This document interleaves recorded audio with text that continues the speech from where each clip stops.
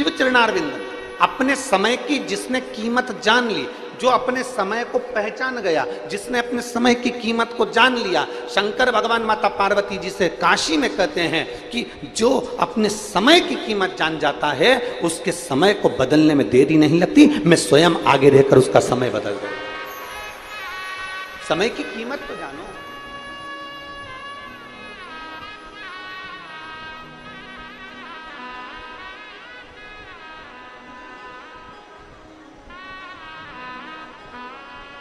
कलयुग में ये कलिकाल चल रहा है। कलयुग में कोई आपको स्वीकार करने को तैयार नहीं होगा। पत्नी ने जो वचन किए, पत्नी ने जो बात करी, पति हो सकता है उसको स्वीकार करे ना करे। पति ने कुछ कहा, पत्नी स्वीकार करे कि नहीं करे मालूम नहीं। भाई ने कुछ कहा, भाई स्वीकार करे कि नहीं मालूम नहीं। बहन स्वीकार करे कि नहीं मालूम नहीं। माता पिता स्वीकार करे मालूम नहीं। अड़ोसी पड़ोसी तुम्हारी बात को स्वीकार करे कि नहीं करे पता नहीं। समाज के लोग आपकी बात को स्वीकार करें ना करें, पर दुनिया के लोग इस कलिकाल में आपकी बात को स्वीकार करें चाहे ना करें, पर इतना पक्का है कि दुनिया के लोग समय निकालकर आपका शिकार जरूर कर लेंगे, पर आपकी बात को स्वीकार नहीं करेंगे। आपका शिकार कर लेंगे।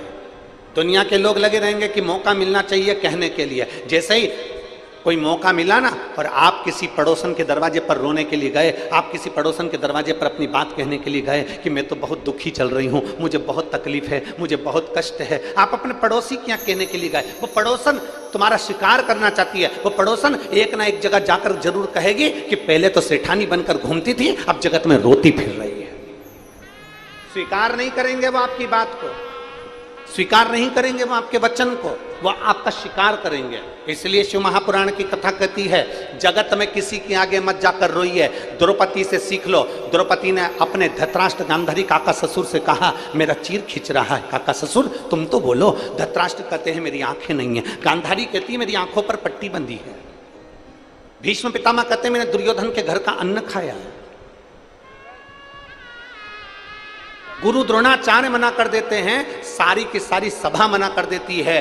पांडव तक उठकर द्रौपदी के चीर को नहीं बचाते। तब द्रौपदी को समझ में आ गया कि ये पूरा संसार केवल देखने वाला है और तुम्हारे पर ठिठोली करने वाला है। ये पूरा संसार केवल तुम पर उंगली उठाने वाला है। ये पूरा संसार केवल तुम्हारी खामियां देखने वाला है। ये पूरा संसार तुम्हारी गलतियों को छांटने वाला है। तुम्हारी अच्छाई तुम कितना भी कर लो, अच्छाई थोड़े दिन करोगे लोग भूल जाएंगे, पर बुराई जीवन पर्यंत तक निकालते रहेंगे। द्रौपदी समझ गई ये यहाँ जितनी सभा में बैठे हैं ये कोई मेरा साथ नहीं देंगे। जब द्रौपदी ने जान लिया कि ये सब व्यर्थ है, तब द्रौपदी ने भगवान कृष्ण को पुकारा और मेरा ठाकुर आकर द्रौपदी का चीर बढ़ाकर चला गया। एक दिन आप भी जान जाओगे, नाते रिश्ते कुटुंब कबीले परिवार से सब सब सब जितने भी हैं इनको पहचान जाओगे एक दिन। और अंत समय प्रभु वचन दिया तो निभाना पड़ेगा। आए ना आए प्रभु कुटुंब कबीला, अंत समय प्रभु आना पड़ेगा। वचन दिया तो शिव ने जन्म दिया, शिव तक की यात्रा है।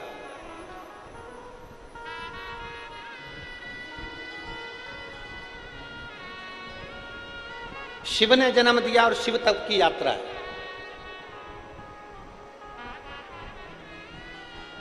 मरने के बाद आखिरी में अभी कहीं पर भी घूम लो फिर लो, पर मरने के बाद आखिरी में तो मेरे शंकर के करीब ही जाना।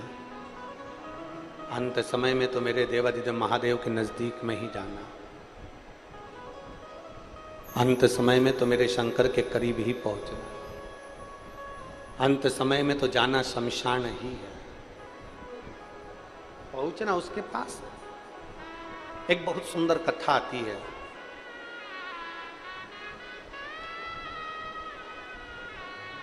भक्तमाल में एक संत गोरा कुमार की कथा आती है। गोरा कुम्हार था।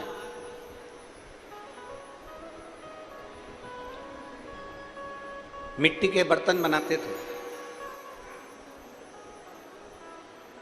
और मिट्टी के बर्तन बनाकर उसको बेचकर अपना यापन किया करते थे।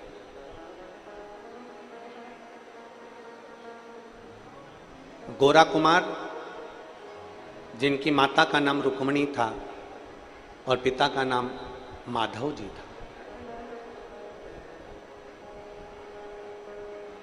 गोरा कुमार तो पंडरीनाथ, हरिविठ्ठल, भगवान विष्णु के भक्त थे, पर इनके जो माता पिता थे रुक्मणी और माधव। गोरा कुमार के जो माता पिता हैं श्री रुक्मणी जी और माधव जी, ये दोनों भगवान शंकर कालेश्वर महादेव का पूजन करते थे। हमने पहले भी कथा में कहा, आज फिर कहते हैं, एक आराधना दिल से आप अगर प्रार्थना कर रहे हो, दिल से आप अगर देवाधिदेव महादेव को जल चढ़ा रहे हो, दिल से आप भगवान शंकर को रिझा रहे हो, तो ये मानकर चलना कि तुम्हारी वो प्रार्थना कभी निष्फल नहीं होगी और तुम्हारा चढ़ाया गया जल कभी खाली नहीं जाएगा, उसका फल मिलेगा।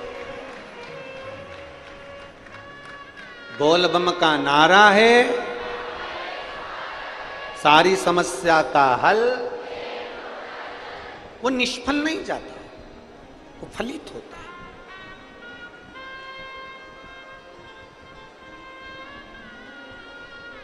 और शंभो शरणे पड़ी, मांगो घड़ी रे घड़ी, दुख काटो दया करीन दर्शन। शंभो शरणे पड़ी, मांगू घड़ी रे घड़ी, दुख काटो दया करीन दर्शन। गोरा कुमार के माता पिता रुक्मणी जी और माधव जी,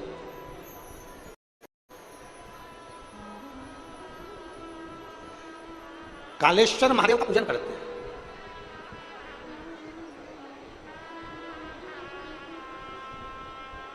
अब देखिएगा जरा, दोनों पति पत्नी के अलग अलग नियम है। गोरा कुमार के जो माता पिता हैं, उन दोनों के शंकर जी को रिझाने के अलग अलग नियम। मेरी जीजियों, आप शिव जी के मंदिर में कैसी पूजन करती हो ना, करो। और आपकी पड़ोसन से निवेदन है कि आपकी पड़ोसन को देखकर पूजन मत करो। आपकी पड़ोसन को देखकर पूजन मत करो कि उसने कंकु चढ़ाया है तो मैं भी चढ़ाऊंगी, उसने चंदन चढ़ाया है तो मैं भी चढ़ाऊंगी, उसने चावल चढ़ाया है तो मैं भी चढ़ाऊंगी, उसने कमलगट्टे चढ़ाए हैं तो मैं भी चढ़ाऊंगी। अब तुम्हारे पास में अगर वो चीज नहीं है तो तुम जाकर अपने पति से कहोगी, पति चिड़चिड़ाएगा, मैं कहाँ से लाके दूं बाजार में, मैं नहीं जा रहा, धूप पड़ रही है, गर्मी पड़ रही, मेरे को नहीं लाना, और वो चिड़चिड़ करेगा। और मान लो चिड़चिड़ कर कर अगर वो कमलगट्टा ले भी आया, चिड़चिड़ करके वो काली मिर्च ले भी आया, चिड़चिड़ करके गुस्सा कर कर अगर उसने थोड़ा वो सामान तुम्हें लाकर भी दे दिया और वो सामान तुम शंकर जी को चढ़ाओगी, तो भगवान शंकर स्वीकार करेंगे क्या? जम के बोलो जरा, नहीं करेंगे। प्रेम से लेकर आता ना तो भगवान स्वीकार कर ले, स्नेह बस लाता ना तो भगवान स्वीकार कर ले, पर प्रेम से लाया ही नहीं ना। अब यहां माताएं बैठी हैं,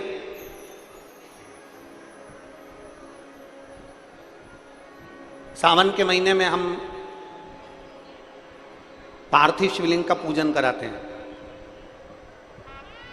अब कई माताएं ऐसी हैं कि वो सामान्य में अपने पति से जाकर कहती हैं, सुनो सभी पत्र ला के दो, सुनो लौंग ला कर दो, सुनो ये ला कर दो, सुनो वो ला कर दो। पति गुस्सा कर जाए, पति चिड़चिड़ा हो जाए, बेटे गुस्सा कर जाए, बेटे चिड़चिड़े हो जाए।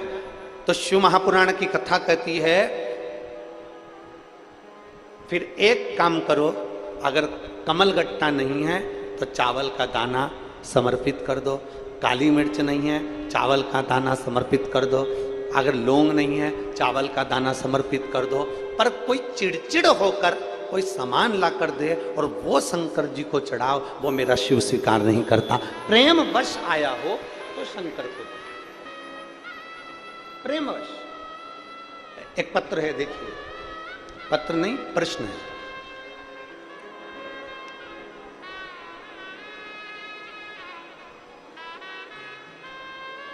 गुरुजी, क्या घर के मंदिर में शिवलिंग और शिव परिवार दोनों एक साथ रख सकते हैं? शंकर भगवान की मूर्ति नहीं, शंकर भगवान का शिवलिंग होना चाहिए। क्या होना चाहिए? शिवलिंग। और शिवलिंग है, और कई लोग कहते हैं गुरुजी अब हमारे पास में शिवलिंग है तो क्या नंदी भी रखना जरूरी है? तो शिव महापुराण की कथा कहती है घर के अंदर शिवलिंग अगर रखा हुआ है, घर के अंदर शिवलिंग अगर रखा हुआ है तो नंदी हो तो ठीक, नहीं हो तो आप और हम जब बाबा को रोज प्रणाम करते हैं तो हम भी नंदी से कम नहीं होते हैं। हम भी नंदी से, आप और हम बाबा को प्रणाम कर रहे हैं तो आप भी और हम भी शिव के उपासक हैं। अब कहा शिवलिंग रखें तो क्या साथ में पार्वती जी रखना जरूरी है, कार्तिकेय रखना जरूरी है कि गणेश जी रखना जरूरी है? तो गणेश जी तो सबके घर में पहले से रहते हैं। बोलो सही है कि गलत है? जम के बोलो जरा। अब पार्वती जी की बात आई तो सब जितने भी बैठे हो ना, सबके घर में कुल देवी तो होती ही है। माता जी का फोटो होगा, माता जी का चित्र होगा, कुछ ना कुछ माता का स्मरण होगा। और नहीं होगा तो जो शिवलिंग होता है, आपको पहले भी वर्णन किया, जैसे ये जलाधारी, ये शिवलिंग, ये पानी बह रहा है, यहाँ गणेश जी, कार्तिकेय, अशोक सुंदरी, पार्वती जी, शंकर जी, मतलब पूरा की पूरा परिवार देवादिदेव महादेव का शिवलिंग के रूप में विराजमान। अब अगला प्रश्न आता है, क्या घर के मंदिर में पीतल का शिवलिंग रखना उचित है कि नहीं है? किसी धातु का शिवलिंग या किसी पदार्थ का शिवलिंग रखना उचित है कि नहीं है? देवादिदेव महादेव की पवित्र कथा कहती है, यदि आप अपने जीवन में एक बार लिंग शिव महापुराण अगर सुनेंगे या लिंग पुराण को आप पढ़ेंगे, बाजार में से लाकर गीता प्रेस की लिंग पुराण का अगर वर्णन करेंगे तो उसके अंदर या शिव महापुराण के अंदर वर्णन किया गया भगवान विष्णु, लक्ष्मी जी, इंद्रदेव, वरुण देव, गरुण देव, 33 कोटि देवी देवताओं ने सबने अपने अपने अनुकूल शिवलिंग का निर्माण किया। किसी ने पीतल का, किसी ने लकड़ी का, किसी ने पार्थिव का, किसी ने मोती का, किसी ने चांदी का, किसी ने तांबे का, किसी ने लोहे का, किसी ने माखन का, किसी ने दही का, किसी ने अन्य अन्य तरह के शिवलिंगों का निर्माण किया है। तो शिव पुराण कहती है तुम्हारे घर में अगर पीतल का शिवलिंग है तो भी रख सकते हो, धातु का शिवलिंग है तो भी रख सकते हो, मट्टी का शिवलिंग है तो भी रख सकते हो, चीनी का शिवलिंग है तो भी रख सकते हो, लकड़ी का शिवलिंग है तो भी रख सकते हो, पत्थर का शिवलिंग है तो भी रख सकते हो, पारद का शिवलिंग है तो भी रख सकते हो, स्फाटिक का शिवलिंग है तो भी रख सकते हो। तुम्हारे पास में जैसा शिवलिंग है वैसे तुम पूजन करो, मेरा महादेव उसमें भी प्रकट होकर भाव से स्वीकार करो।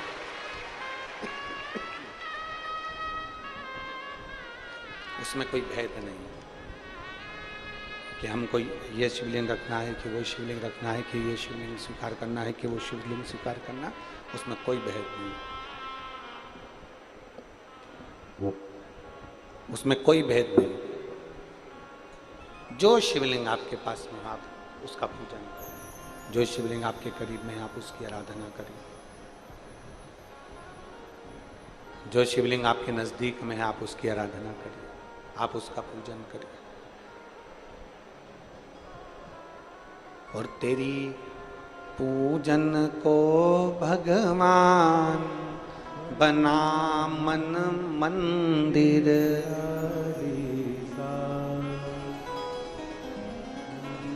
मकान बनाने के लिए प्लाट की जरूरत पड़ती है। रिटर्न नहीं आ रहा है। मकान बनाने के लिए, जम के बोलो जरा, प्लाट की जरूरत पड़ती है।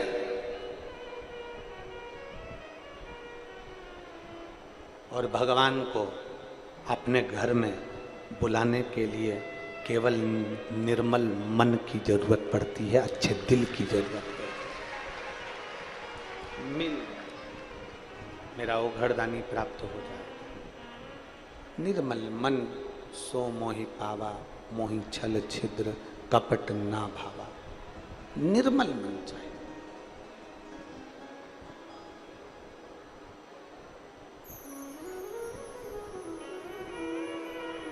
वो कहते ना, कैसे आएंगे प्रभु, कैसे आएंगे प्रभु, अब तक गंदा पड़ा है द्वारा, कैसे आए।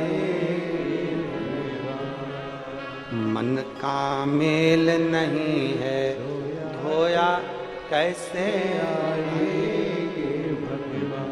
कैसे मिले? ए मेरी जीजियों, घर की तो झाड़ू लगा रही हो, दरवाजा भी साफ कर रही हो। घर की झाड़ू भी लगा रही हो, घर की झाड़ू भी लगा रही हो, दरवाजा भी साफ कर रही हो, सब कुछ कर रही हो। घर में पोछा भी लगा रही हो,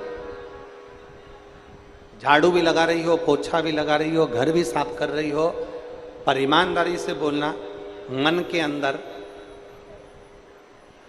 किसी के प्रति बैर भाव रख रही हो। मेरी जेठानी ने ये कर दिया, देवरानी ने ये कर दिया, देवर ने ऐसा कर दिया, सास ने वैसा कर दिया, रिश्तेदारों ने ऐसा कर दिया। अब तुमने झाड़ू तो खूब लगाई, पोछा भी लगाया, तुमने सफाई भी बहुत करी और मन साफ ही नहीं कर पाई, तो ईमानदारी से बोलो भोलेनाथ जी आएंगे? अरे बोलो तो जम के नहीं आए। हृदय तो साफ करो, मन तो साफ करो।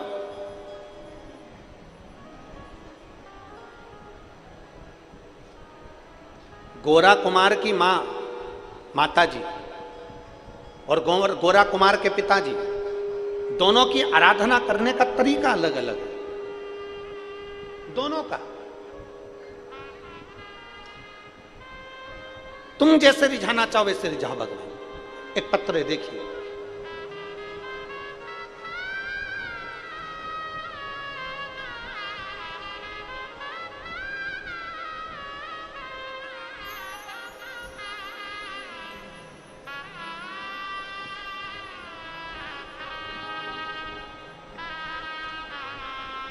मेरा नाम उमा पवन जी खंडेलवाल है।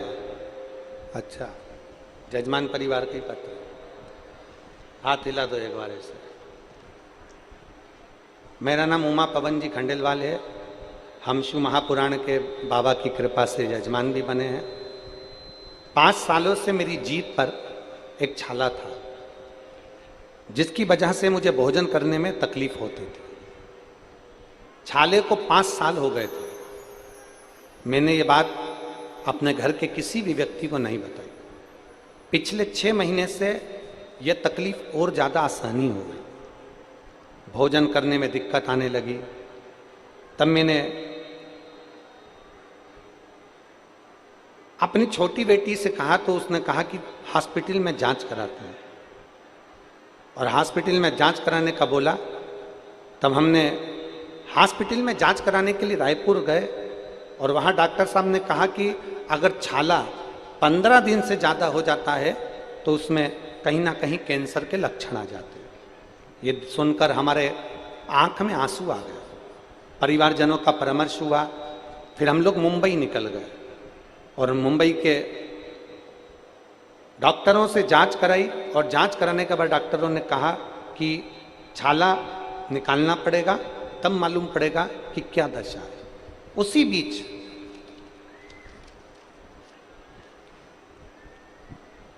हम विश्वास रखकर सीधे सीहोर चले गए और सीहोर से रुद्राक्ष लेकर आ गए। उस रुद्राक्ष का पानी में गलाते उसका पानी हम पीना चालू कर दिया और बाबा से बोल दिया, बाबा कोई ऐसी बीमारी मत आजन देना जिससे हमारे जीवन को परेशानी हो। बाबा को प्रणाम कर कर हम ऑपरेशन के लिए उस छाले को निकलवाने के लिए चले गए और कुंदकेश्वर महादेव का नाम लेकर जल पीकर हम जब गए और छाला जब निकाला गया, निकालने के बाद उसकी जांच हुई, बाबा ने ऐसी कृपा करी कि कैंसर का कोई लक्षण नहीं आया। मेरे बाबा ने मुझे बचाया। आइए एक बेलपत्र ले जाओ। शिव तत्व की प्राप्ति। गुरुजी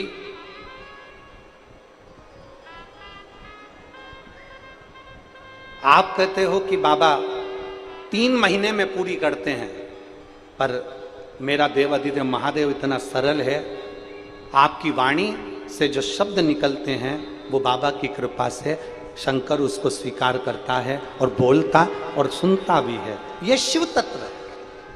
हमारी कामना पूर्ण होती ही है।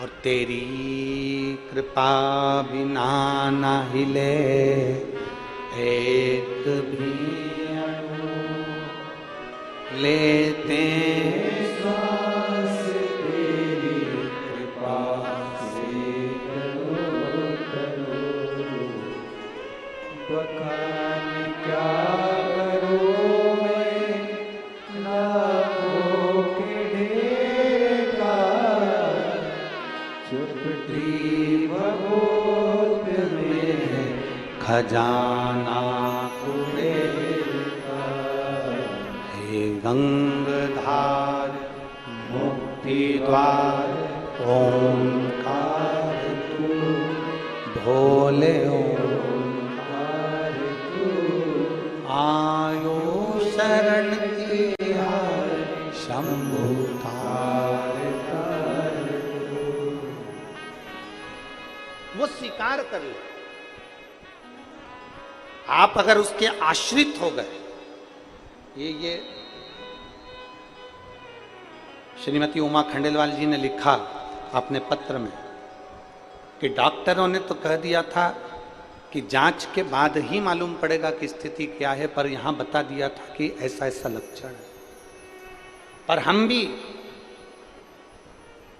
जब कुबरेश्वर धाम गए तो बाबा को बोल कर आए कि अब हमको तुझे संभालना, और तेरे भरोसे मेरी गाड़ी, तू जाने मेरा काम जाने। हम उसके आश्रित हो गए ना, हमारा समर्पण उसके प्रति हो गया, हम उसके आश्रित हो गए।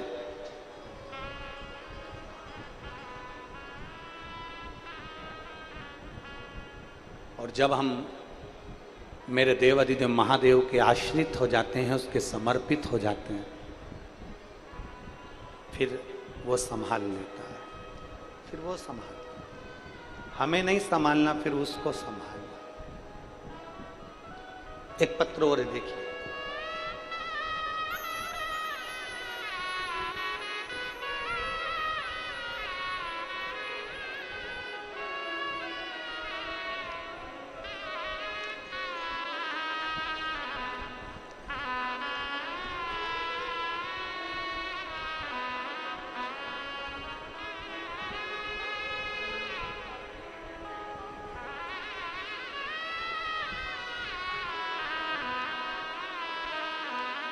श्रीमती सरला ठाकुर,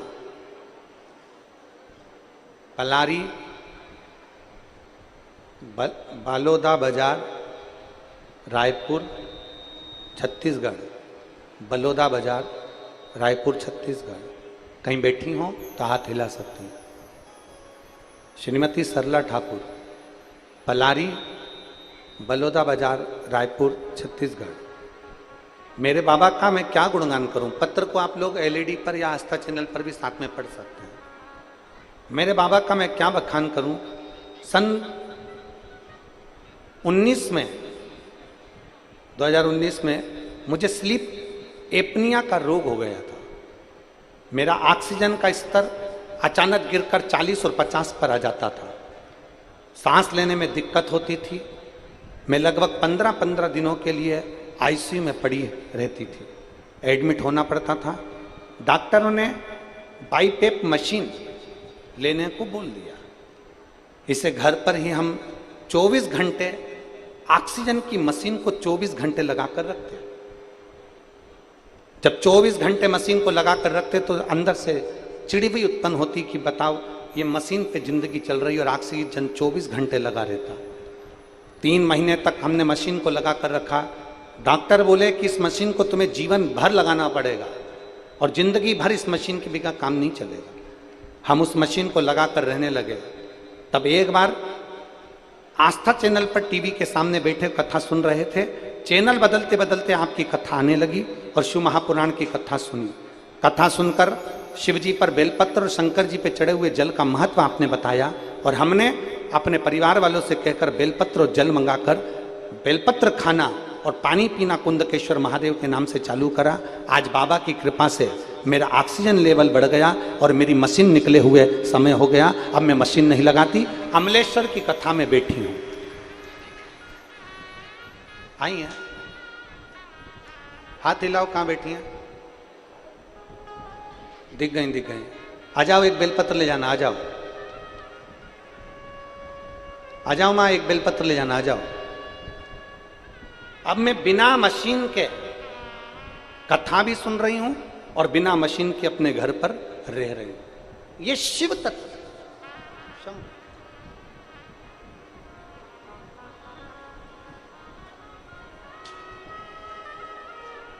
एक भरोसा केंद्रित करिए,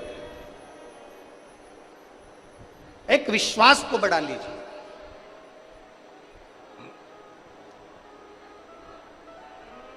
संत गोरा कुमार जी की मां माताजी रुक्मणी, संत गोरा कुमार जी के पिता श्री माधव जी, दोनों की शिव भक्ति अलग अलग। दोनों शंकर भगवान की भक्ति बड़ी अलग से करते। और फिर निवेदन है, देखा देखी में पूजन बिल्कुल मत करो। देखा देखी में आराधना मत करो। देखा देखी में तो काम बिगड़ जाता है। हम पहले भी बोले, कक्षा 8वीं का पेपर था। एक के पीछे एक बच्चे बैठे थे और लिखने को आ गया एग्जाम में, परीक्षा में, दिल्ली की सबसे बड़ी मीनार का नाम लिखो। आगे वाले बच्चे ने लिख दिया दिल्ली में कुतुब मीनार है। पीछे वाले बच्चे ने आगे वाले बच्चे का देखकर लिख दिया दिल्ली में कुतिया बीमार है। देखा देखी में काम बिगड़ गया। हम जैसी आराधना करते हैं ना वैसी करो। आपके दिल को जो अच्छा लगे ना वैसे शंकर जी का आराधना करो। आपको अच्छा लगना चाहिए, आपके मन को अच्छा लगना चाहिए, वैसे आप शिव की पूजन करो। जैसा तुम्हारा मन करे, जैसे तुम्हारा दिल कर जाए वैसे तुम शिव की आराधना करो। अब आज के ज़माने में क्या हो गया कि रोज की रोज तुम अपनी पूजन के तरीके को रोज बदल देते हो। कोई महाराज आएगा, वो कह देगा कि शंकर जी पे चढ़ा हुआ पानी नहीं पीना चाहिए, तो तुम लोग वो विचार कर लोगे कि ऐसा वो इतना बड़ा पंडित जी बोल के गया था कि पानी नहीं पीना चाहिए, तो लोगों ने पानी पीना बंद कर दिया। फिर कोई कहीं का आ जाए और तुमसे कह जाए कि तुम तो रोटी भी मत खाओ, तो तुम खाना बंद कर दोगे क्या? अरे बोलो तो जम के, कर दोगे बंद? जो तुमको अकल देने आए कि शंकर पर चढ़ा हुआ जल मत पियो, शंकर पर चढ़ी हुई बेलपत्र मत खाओ, शंकर के मंदिर मत जाओ, शिवालय में मत जाओ, झाड़ू मत लगाओ, पोछा मत लगाओ, नहीं, शिव महापुराण की कथा कहती है, एक बार गीता प्रेस गोरखपुर की शिव महापुराण को अपने घर में लाओ और पढ़ो और फिर देखो कि सीवर वाला महाराज झूठ तो नहीं बोलता। एक बार उसका स्मरण करो, उसको पढ़ो, उसको पढ़ने का प्रयास करो। सत्य को दुनिया के लोग दबाना चाहते हैं, बहुत दबाने का प्रयास करेंगे, अपशब्द कहेंगे, गालियां देंगे, आड़ा टेढ़ा कहेंगे, जो उनसे बन सकता है वो करेंगे सारा, और सत्य को दबाने का प्रयास करेंगे। पर सत्य सत्य रहता है, वो मरते दम तक भी सत्य की सत्य ही रहता है, उसको कोई नकार नहीं सकता। सत्य को कोई नकार नहीं सकता, सत्य सत्य ही रहेगा।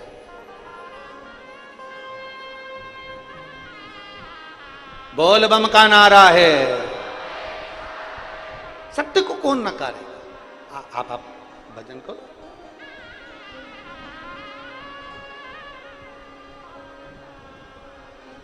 गोरा कुमार जी की माता रुक्मणी जी का पूजन करने का तरीका अलग है, अलग। और कहां से लाऊं गंगा, कहां से लाऊं यमुना, कहां से लाऊं सरयू अपार पड़ी रे, और भोले तेरी सेवा हमसे ना बनी रे, ओ भोले तेरी सेवा हमसे ना बनी रे। कहाँ से लाऊं लड्डू, कहाँ से लाऊं पेड़ा, कहाँ से लाऊं बर्फी वो शक्कर चढ़ी रे, ओ भोले तेरी सेवा हमसे ना बनी रे। कहाँ से, कहाँ से लाऊं चंदा, कहाँ से लाऊं सूरज, कहाँ से लाऊं तारे आकाश जड़े रे, ओ भोले तेरी सेवा हमसे ना बनी रे। देखो, सांसारिक भाषा में और परमात्मा के भजन में यही अंतर है। हाँ, अपन भजन में कह रहे हैं कि कहाँ से लाऊं सूरज, कहाँ से लाऊं तारे, कहाँ से लाऊं चंदा, और एक लड़का लड़की के सामने जब बैठता है ना, दोनों की जब आपस में बात होती है तो वो कह देता तेरे लिए चांद तोड़ के लिया।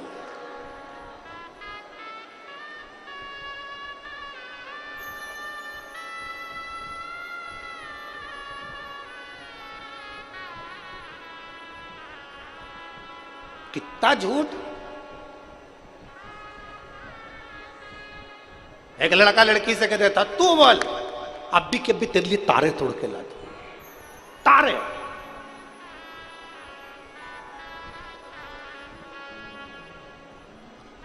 देख, लड़का कहता है लड़की को रिझाने के लिए, तेरा नाम मैंने अपने हाथ पे लिखवाया, देख तेरा नाम।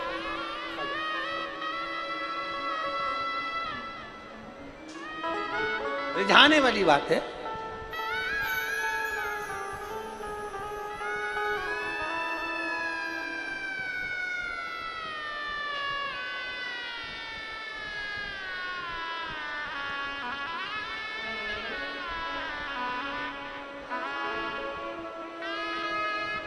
ठीक हो? 24 घंटे मुख पर ऑक्सीजन लगी रहती थी, और बाबा के जल का तो प्रभाव है। आज कथा में भी बैठी हैं और घर में भी खाई।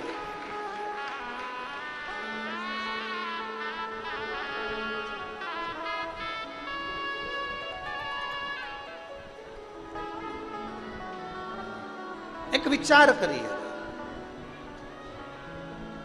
लड़का लड़की से कह रहा मैंने तेरा हाथ पे नाम लिखा लिया, इतना प्रेम करता हूं।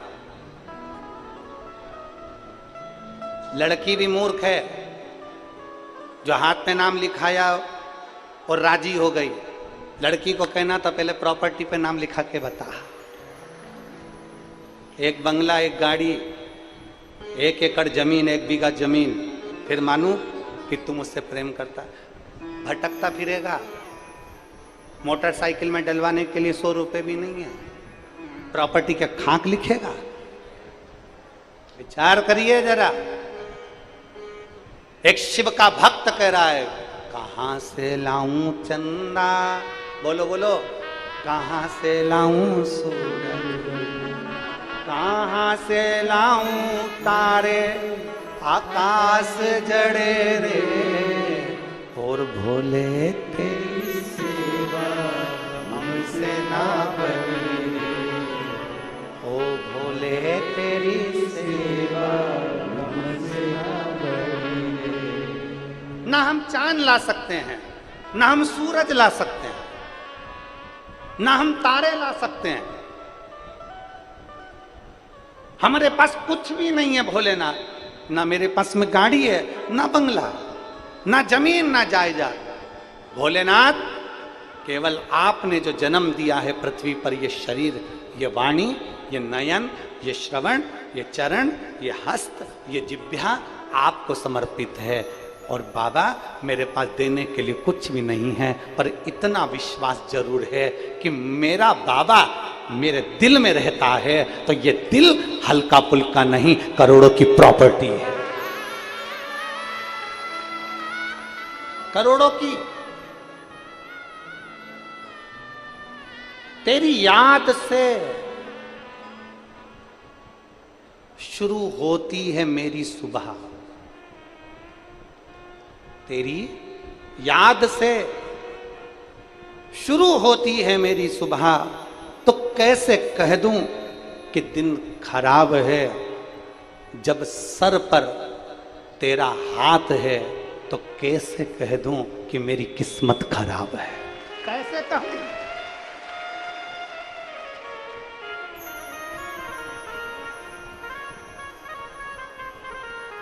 कैसे कहूं?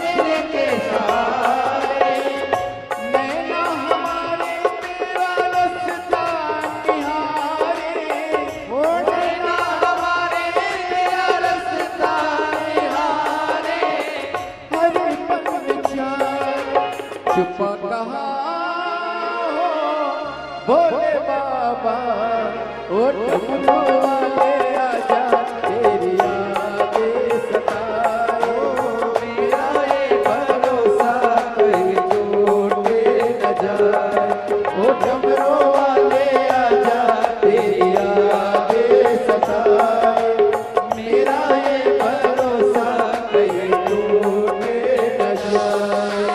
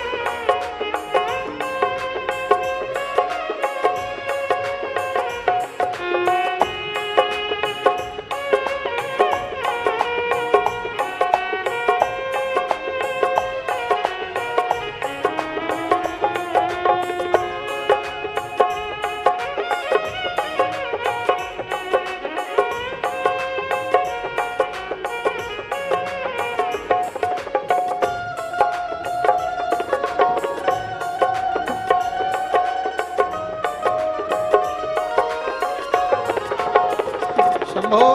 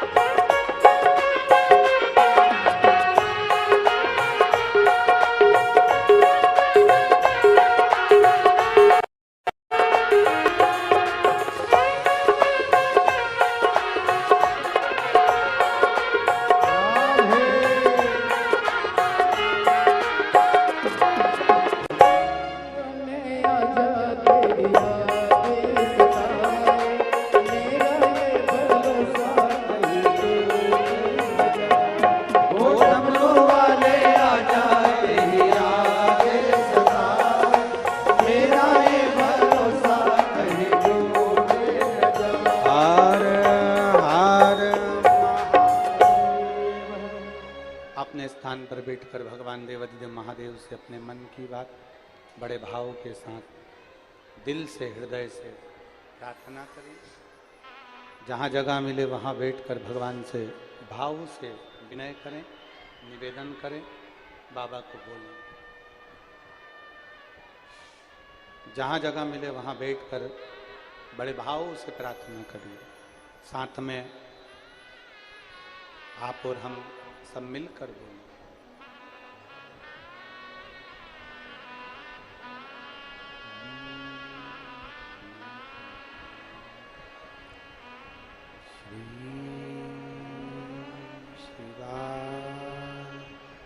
नमस्तु श्री शिवाय नमस्तु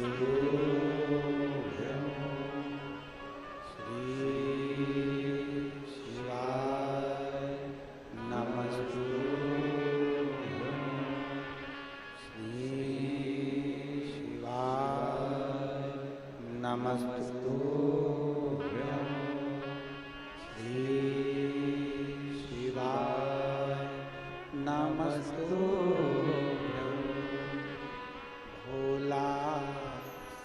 दुख काटो मारा ओ भोला, सब दुख काटो मारा।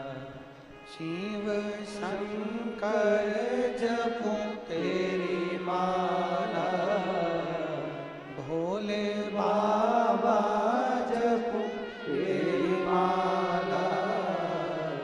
भोला सब दुख काटो मारा, ओ भोला सब दुख काटो मारा। वेश है मंगल मंगलकारी, वेश है मंगल मंगलकारी। शमशान वासी हमारा, शमशान वासी हमारा। ओ भोला सब दुख काटो मारा, ओ भोला सब दुख काटो मारा। भगवान शिव की कथा कर रही है, देवाधिदेव महादेव का चरित्र कह रहा है, भगवान देवाधिदेव महादेव का संवाद कर रहा है। संत गोरा कुमार जी की माँ और पिता दोनों का पूजन करने का तरीका अलग है, भगवान को रिझाने का तरीका अलग है, दोनों का। गोरा कुमार की, संत श्री गोरा कुमार जी की माता जी रुक्मणी जी,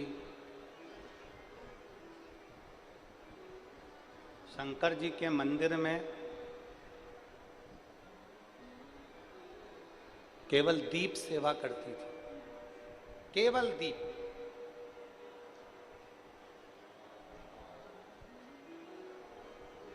हमने एक बार कथा में कहा था, आप लोगों के स्मरण में है कि नहीं पता नहीं, पर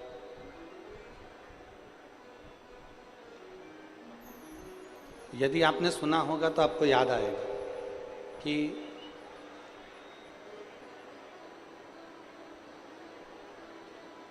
मंदिर में, शिवालय में कहीं कहीं पर लोग दिया जलाकर चले जाते हैं। और हम तो यहां तक कहेंगे कि कुबेरेश्वर धाम सीहोर में भी अगर आप जाएं तो जो कंकर संकर पूजन का स्थल है, जहां पर बैठकर आपको पूजन करना चाहिए कंकर शंकर की, उस जगह पर भी अगर आप लोग पूजन करने जाते हो या कुबेरेश्वर धाम जाते हो या शिवालय में जाते हो, देवालय में जाते हो, तो एक प्रयास कर, आपके पास चढ़ाने के लिए कुछ नहीं है, समर्पित करने के लिए कुछ नहीं है, देने के लिए कुछ नहीं है, तो जो हमारे बीच में शबरी नारायण वाले महाराज जी पधारे हैं, एक बार जोरदार ताली बजाकर स्वागत, वंदन, अभिनंदन। स्वामी जी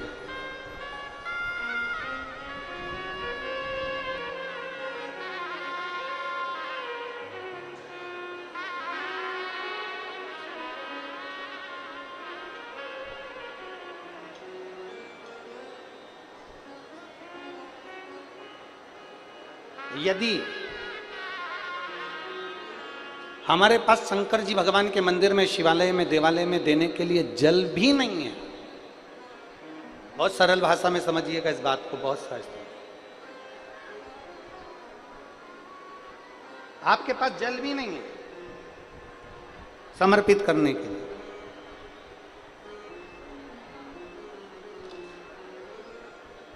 तो एक काम करिए, वहां पर जो दिए ठंडे हो गए, जिनमें ज्योति नहीं है, जिसकी ज्योति विसर्जन हो गई हो, केवल दीप,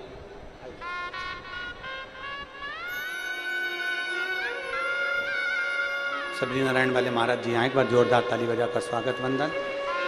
आपका आत्मीय प्रेम व्यासपीठ पर हमेशा बना रहता है।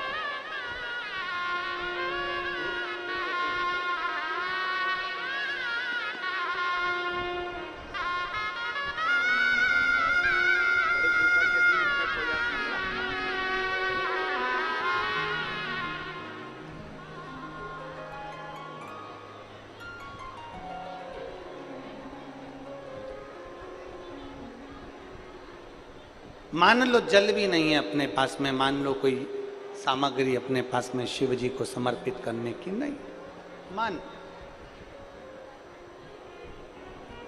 तो जो दीप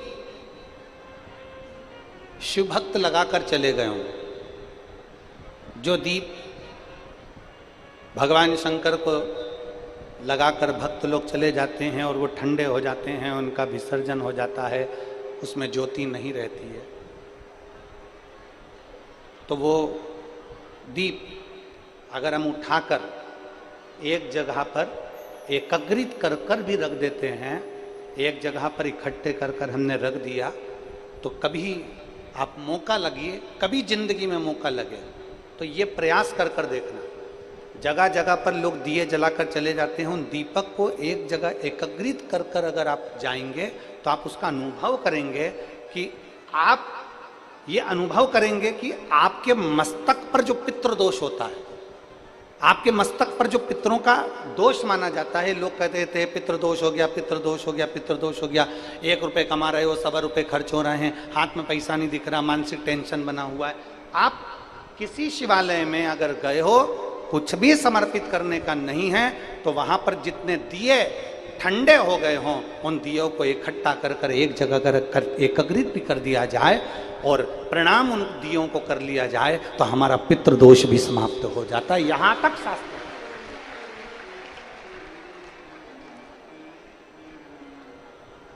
कहां से लाऊं गंगा, कहां से लाओ जमुना। नहीं है हमारे पास कुछ भी। संत श्री गोरा कुमार जी की मां रुक्मणी जी का एक नियम था, मंदिर में दीपदान करना और जो विसर्जित दीप हैं उनको उठाकर एकत्रित करना। अब जरा समझिएगा कि उन विसर्जित दियों को, दीपक को एक जगह इकट्ठा करने का फल क्या होता है। जरा यहाँ कथा में ध्यान लगाकर सुनना कि शंकर के मंदिर के, शंकर के द्वारे के, भगवान के शिवालय के कहीं दीप बहुत सारी जगह वहां लगा दिया, वहां लगा दिया, वहां लगा दिया, वहां लगा दिया, लोगों ने दिया दिया दिया सब दूर छोड़ दिया, उसको इकट्ठा कर कर एक जगह पर एकत्रित कर देना, उसका फल क्या होता है ये समझिए। अब रुक्मणी जी का नियम, संत श्री गोरा कुमार जी की माता जी का नियम, वो दीप इकट्ठी कर दे। और संत श्री गोरा कुमार जी के पिताजी का नियम था मंदिर में सफाई करना, शिव जी का अभिषेक पूजन करना और शंकर जी के ऊपर जो जलाधारी लगती है। जलाधारी किस किसने देखी है? हाथ उठाओ जरा, देखिए। जैसे ये शिवलिंग है, शिवलिंग के ऊपर एक जलाधारी लगी होती है जिसमें से बूंद बूंद पानी नीचे गिरता है, उसमें से जल नीचे गिरता रहता है। अब कई लोग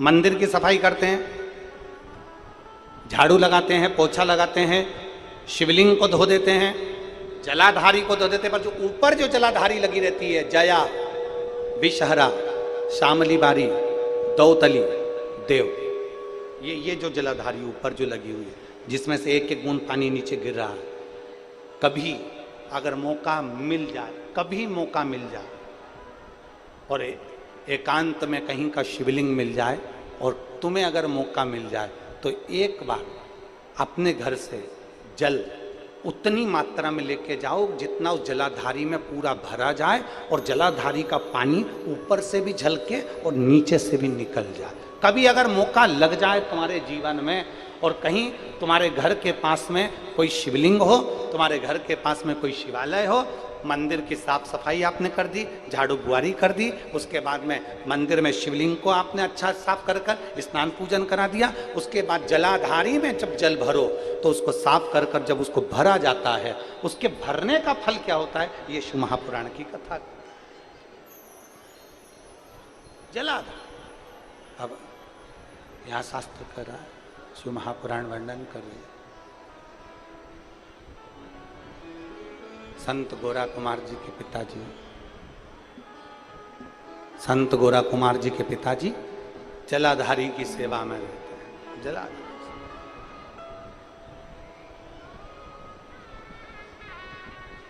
गोरा कुमार जी की माता के गर्भ से 8 बच्चों ने जन्म लिया। एक बच्चे ने जन्म लिया, वो मर गया। दूसरे बच्चे ने जन्म लिया, वो मर गया। तीसरे बच्चे ने जन्म लिया, वो मर गया। ऐसे 8 बच्चे माता रुक्मणी जी और माधव जी के चले गए। 8 बच्चे। अब जब 8 बच्चे मर गए, रुक्मणी जी आज अपने पति के कंधे पर सिर रखकर रो रही हैं, खूब बिलक बिलक कर रो रही हैं। बहुत। श्री माधव जी ने कहा, रुक्मणी क्यों रो रही? रुक्मणी जी कहती हैं, मेरे 8 बच्चे चले गए।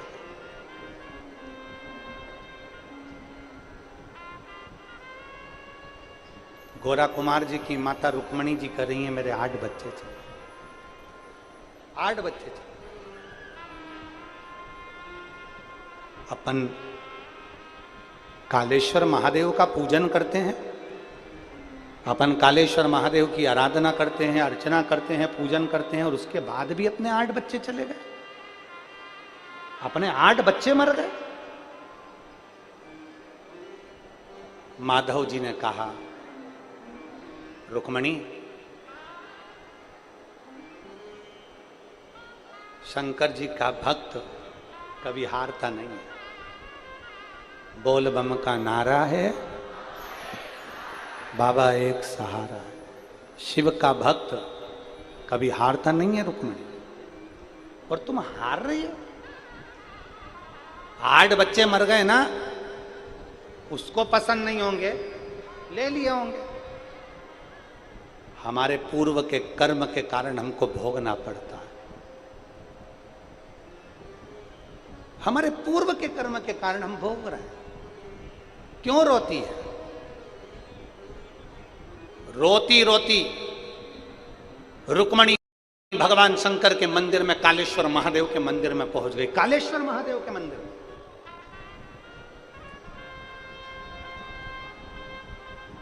महाराष्ट्र में आज भी पंढरपुर से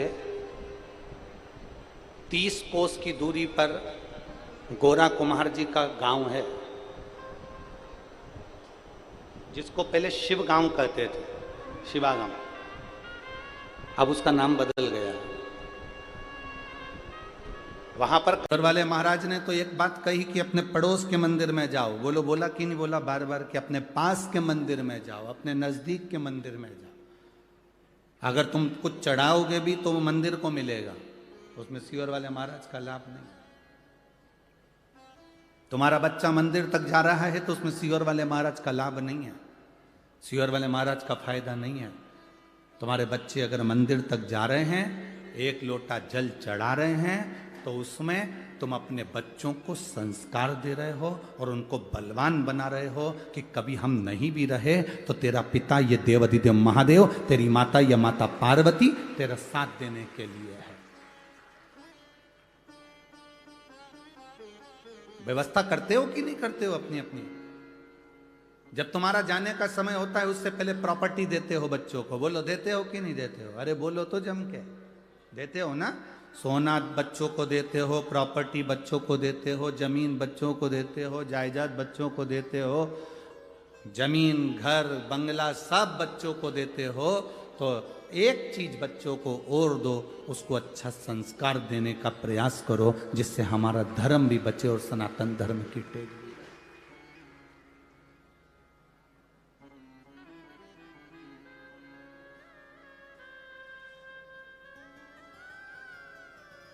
सुबेरे सुबेरे से चिल्लाकर हर मां अपने बच्चे से कहती है, जा दूध की थैली लेके आ,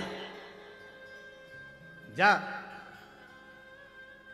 पानी भर के लेके आ, जा सब्जी लेके आ, जा तरकारी भाजी लेकर आ। ऐसी सुबेरे उठकर चिल्लाकर तुम्हें कहना चाहिए, जा शंकर के मंदिर में 1 लोटा जल चढ़ाकर आ। जाओ शिव के दरवाजे तक जाओ, शंकर की चौखट तक जाओ, उसके द्वार तक जाओ। उसके दरवाजे तक अगर तुम चले गए, जल चढ़ाकर अगर आ गए, तो वो भी एक ना एक दिन तुम्हारे दरवाजे पर खड़ा मिलेगा। इसलिए तुम उसकी चौखट तक जाते रहो, उसके दरवाजे तक जाते रहो। खूब पढ़ाओ बच्चों, तुम्हारी कैपेसिटी जितनी है उससे दुगना बच्चों को पढ़ाओ। और बच्चों से भी कहेंगे तुम्हारी कैपेसिटी से ज्यादा तुम विद्या का अध्ययन करो, अपनी मेहनत करो, अपना कर्म करो, पर कर्म के साथ में धर्म को भी साथ लेकर चलो। मेहनत करते रहो और बाबा का गुणगान भी करते रहो कि मैं अकेला नहीं हूं, मेरे विद्या अध्ययन में मैं अकेला नहीं हूं, मेरे कंपटीशन एग्जाम में मैं अकेला नहीं हूं।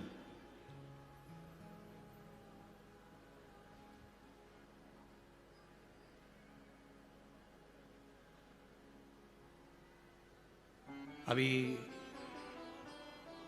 कोटा राजस्थान में बहुत सारी कोचिंग है, आप लोगों को मालूम होगा। किस किस को मालूम है? हाथ उठाओ जरा। ठीक, कोटा राजस्थान में बहुत सारी कोचिंग है, बहुत सारी कोचिंग क्लासेस हैं। बच्चे वहां कोचिंग करने के लिए जाते हैं। और बच्चे जब वहाँ कोचिंग करने के लिए जाते हैं, बहुत सारे बच्चे, उसमें से कई बच्चे ऐसे हैं जो कंपटीशन एग्ज़ाम या कोई टेस्ट में या कोई परीक्षा में पास नहीं हो पाते, तो वो हार जाते हैं और मर जाते हैं, सुसाइड कर लेते हैं। अब माता पिता ने कोचिंग वालों पर केस लगाया कि तुम्हारे कारण हमारे बच्चे मर रहे हैं, पर सही मायने में देखा जाए तो बच्चे के ऊपर प्रेशर जितना टीचर का नहीं होता, उससे ज्यादा प्रेशर घर वालों का होता है कि पढ़ना पड़ेगा, करना पड़ेगा, ये करना पड़ेगा, इतना कर कर आना पड़ेगा और तुझे इस एग्जाम में पास होना पड़ेगा। बच्चे को इतना प्रेशर दे दिया, इतना प्रेशर दे दिया कि बच्चा सोचता है कि अब मैं घर कैसे जाऊं, वापिस कैसे जाऊं, मेरा रिजल्ट अगर बिगड़ गया तो मैं घर कैसे जाऊं, तो बच्चा अपना प्राण त्याग देता है।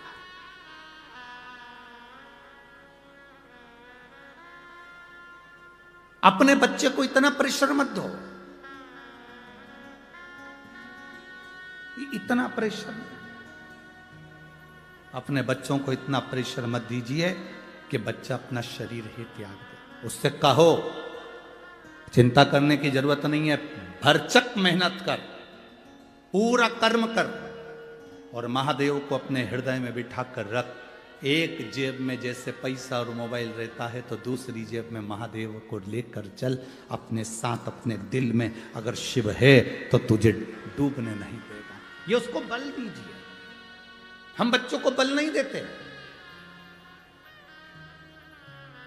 कई माताएं कह देती है हमारे बच्चे भी छोटे हैं गुरुजी, कोई मंदिर जाएंगे, जल चढ़ाएंगे, छोटे बच्चे हैं ये कोई मंदिर जाएंगे। हम कहते हैं बांस बांबू जितना गीला होता है उसको नवाओगे तो डलिया बन जाएगी, बांबू को जितना नवाओगे उससे खिलौने बन जाएंगे, बांबू को जितना नवाओगे वो नब जाएगा। बांबू बांस अगर सूख गया तो उसको नवाओगे तो वो नबेगा नहीं। बांस को नबाना है, जब तक वो गीला है तब तक नबा। बांबू को नबाना है, जब तक वो गीला है तब तक नबा। सूख गया किसी काम का। संस्कार दीजिए बच्चों को जिससे बच्चे आगे की ओर बढ़े। महाराज संत सज्जन और सती, आप भी बोलिए कितने? संत सज्जन और सती, ये तीन ऐसे होते हैं। एक संत, दूसरा सज्जन पुरुष जिसके हृदय में कोई कपट नहीं, कोई छल नहीं, कोई बेईमानी नहीं, कोई प्रपंच नहीं, सज्जन। और तीसरे नंबर पर है सती, पतिव्रता धर्म को पालन करने वाली एक स्त्री जो पति को परमेश्वर मानकर चलती। मांग कौन भरता है? जम के बोलो जरा, मांग कौन भरता है? आवाज नहीं आई मेरे को, जम के बोलो जरा। मांग मांग पहली बार जब मांग भराती है, पति भरता है कि पड़ोसन भर देती है? अरे जम के तो बोलो, कौन भरता है? पति भरता है।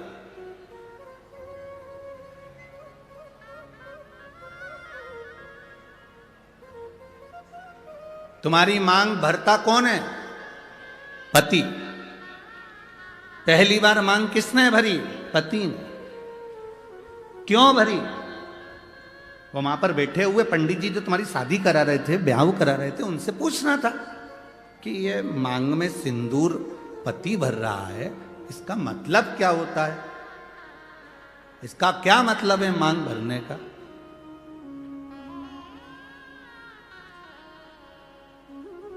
क्या मतलब इसका? तुम्हें उन पंडित जी से पूछना था कि मांग में सिंदूर पति भर रहा है, पहली बार मांग पति भर रहा है, तो मांग भरने का मतलब क्या है? मांग कौन भरता है? पति।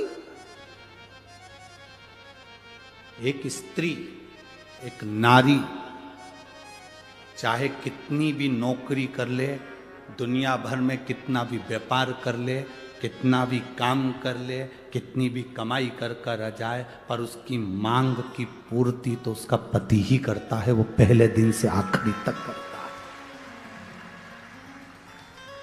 मांग भरना मतलब मांग की पूर्ति करना। तुझे दूसरे के आगे हाथ फैलाने की जरूरत नहीं है, तुझे दूसरी जगह पर जाने की जरूरत नहीं है। मैंने तेरी मांग भरी है। मांग जब पहली बार मैंने भरी है तो आखिरी तक तू जिंदा है, तब तक मैं तेरी मांग की पूर्ति करता रहूंगा, तेरी मांग भरते रहूंगा। तो चिंता मत करना। थोड़ी दुख, थोड़ी तकलीफ, थोड़ा कष्ट जिंदगी में आ सकता है, थोड़ी गरीबी जीवन में आ सकती है, थोड़ा सुख जीवन में आ सकता है, थोड़ा कष्ट जीवन में आ सकता है। कष्ट आए तो यह मत सोचना कि मांग कोई और भर देगा। ना, मांग मैंने भरी है। मैं तेरा पति हूँ। जिंदगी में कैसा भी दुख आएगा, मांग मैं ही भरूंगा, तुझे साथ लेकर चलूंगा और फिर अपन पार उतर जाएंगे। अपने को टेंशन नहीं लेना। मांग भरने वाला पति है, मांग पूरी करने वाला पति है। आप कितना भी व्यर्थ विचार करते में पड़ जाओ।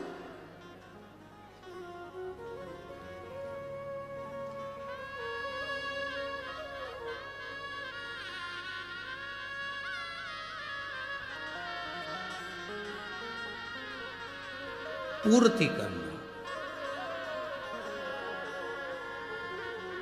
जब हम जन्म लेते हैं, हमको नहीं मालूम रहता कि हमारे माता पिता कौन। जन्म लेने वाला बच्चा जन्म लेता है, बाद में उसको माता पिता का पता चलता है, पहले नहीं पता चलता।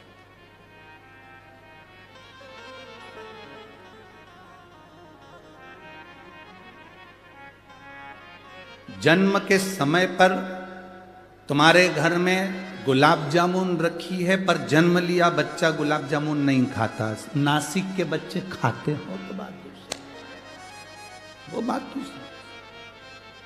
जन्म लिया बच्चा, तुम्हारे घर में बेसन कितना रखा है, गुलाब जामुन कितनी रखी है, मैदा कितना रखा है, रवा कितना रखा है, शक्कर कितनी रखी, गुड़ कितना रखा, घी कितना रखा। जन्म लिया बच्चा कुछ नहीं खाता। केवल जन्म लिया बच्चे के लिए जन्म के बाद सबसे जरूरी अगर कुछ होता है तो वो माँ का दूध होता है, माता का दूध। तुम्हारे यहां जन्म लिए बच्चे लड्डू पेड़ा खाएं तो बात दूसरी।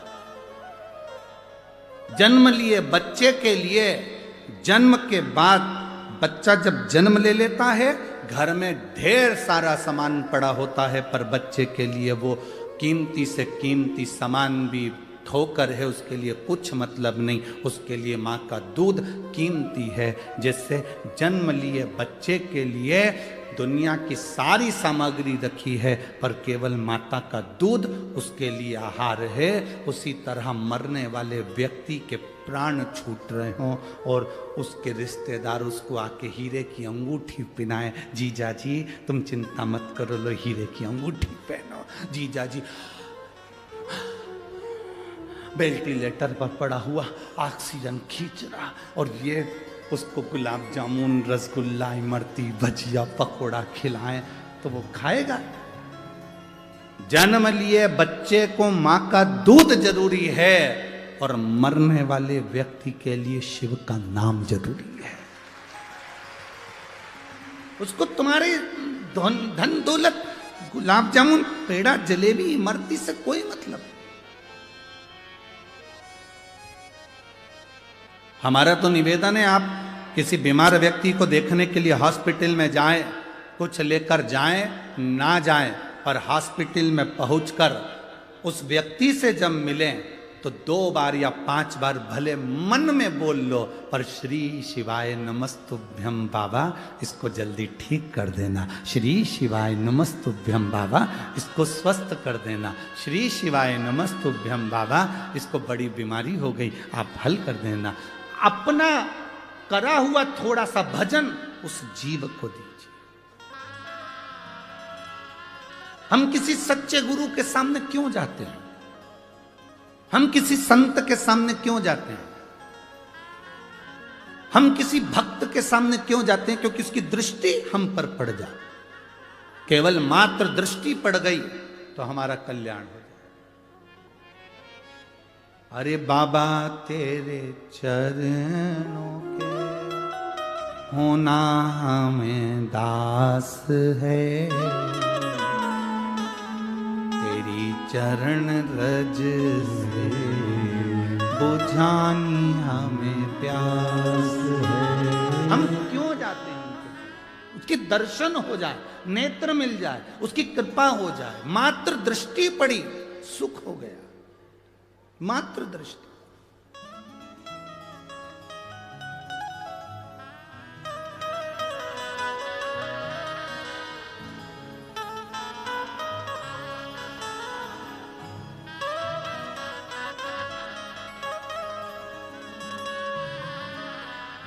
केवल दृष्टि मात्र से सुख का भान हो जाता है, केवल दृष्टि मात्र से।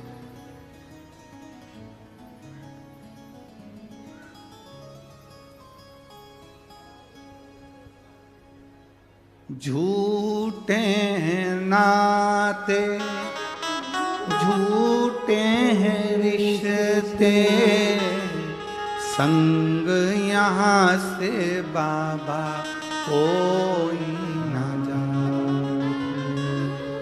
तेरा नाम केवल एक सहारा, तेरा नाम केवल एक सहारा, कहीं छूट जाए ना दामन तुम्हारा।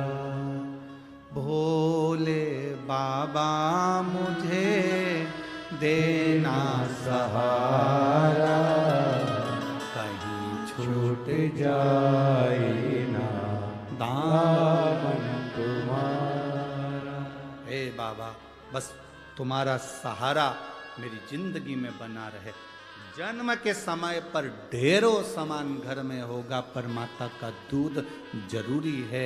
मरते समय लाखों की प्रॉपर्टी तुम्हारी होगी, घर में गाड़ी बंगला होगा, पर मरते समय भगवान का नाम जरूरी है।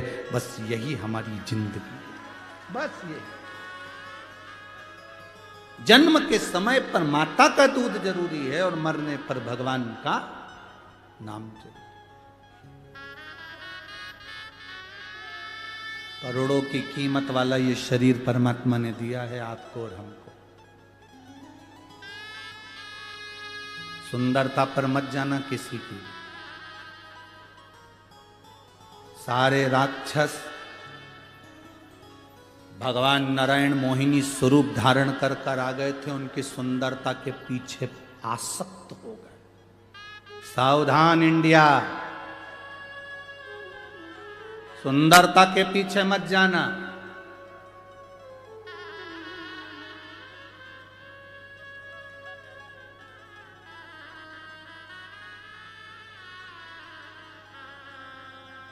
बिल्कुल सुंदरता के पीछे मत जाना। मोहिनी स्वरूप धारण कर कर भगवान आए और असुरों ने भगवान की सुंदरता देख ली। कितनी सुंदर नारी, कितनी सुंदर स्त्री, फंस गए सुंदरता के चक्कर।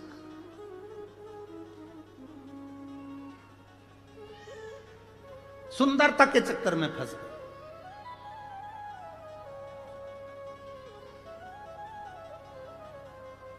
और ऐसी सुंदरता के चक्कर में फंसे कि वो अमृत का जो कलश था वो भूल गए और मोहिनी के चक्कर में पड़ गए। मोहिनी ने कहा कि मैं अमृत बांटूंगी, तुम इधर बैठ जा, तुम इधर बैठ जा।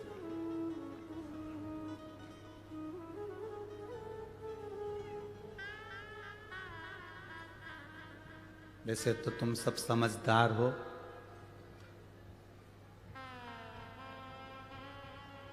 सुंदरता मतलब दिखावा। किसी दिखावे की ओर हमको नहीं जाना। और अमृत मतलब ज्ञान, उस ज्ञान को हमें लेना है। कई बहुएं दिखने की घनी सुंदर होए और मालूम पड़े 24 घंटा मुंडा से मेंढक जड़े, कई मतलब। सास भी बोलती हैं फिर बहू बहुत अच्छी है, अच्छी है, घर संभाल ली, काम कर लिया, बढ़िया है, सब अच्छा है हमारी बहू में। बहू में कह देती है हमारी सास बहुत अच्छी है, सब बढ़िया है, बस एक कमी है, जिभान बड़ी बेकार, जिभ्यान खराब, एक कमी है। अब सुंदर देखी, सुंदरता देखी, बड़ी सुंदर, बड़ी सुंदर, बड़ी सुंदर, बड़ी सुंदर, सुंदरता का करना क्या है भाई? सुंदरता के चक्कर में पड़ोगे तो जिंदगी नरक बन जाएगी। जैसे असुरों ने मोहिनी स्वरूप को देखा और उस सुंदरता में फंस गए और अमृत छूट गया, उसी तरह आप दुनिया को देखने में लग गए, संसार की चमक दमक में रह गए, दुनिया की चमक धमक में आप रह गए, तो फिर ज्ञान प्राप्त नहीं कर सकते, भगवान को प्राप्त नहीं कर सकते। ये चमक, ये दमक, फुलवन में महक, सब कुछ सरकार तुम ही से है। हम परमात्मा को प्राप्त करने का प्रयास करें।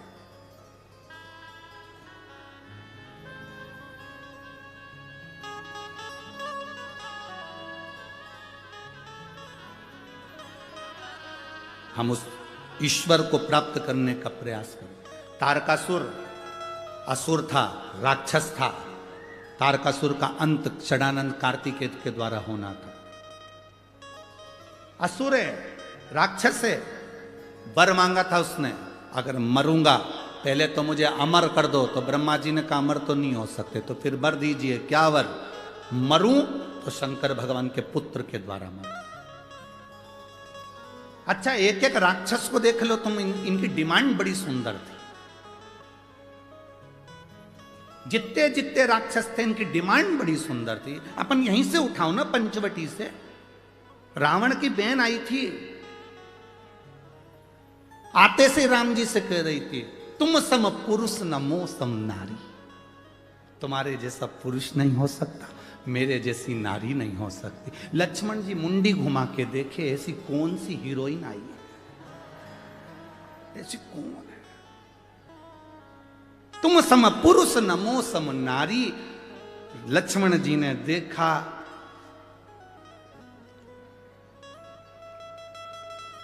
लक्ष्मण जी समझ गए ये तुम सम पुरुष नमो सम नारी, और रावण के पूरे कुल पे चला देगी आरी। ये कोई साधारण नारी? अभी रुक जा। आते से कहा उसने, एक एक असुर को देखो, एक एक राक्षस को, उसने डिमांड कितनी सुंदर करी। डिमांड देखिए, उसने सूपनखा ने आते से कहा तुम सम पुरुष नमो सम नारी। तुम्हारे जैसा पुरुष नहीं होगा, मेरे जैसी नारी नहीं होगी। क्या चाहती हो? बस मैं तुम्हें अपना बनाना चाहती हूँ। दुनिया की पहली राक्षसी थी जो परमात्मा से सीधे जाकर कहती है तुम मेरे हो जाओ और मैं तुम्हारी हो जाऊं। दुनिया की पहली राक्षसी थी जो भगवान के सामने जाकर कहती है कि तुम मेरे हो जाओ और मैं तुम्हारी हो जाऊं। मैं तुम्हारी पत्नी बनना चाहती हूं, तुम मेरे पति बन जाओ। भगवान से कह रही है, किसी दूसरे से नहीं कह रही है। आज की होती तो ना जाने किससे किया थी।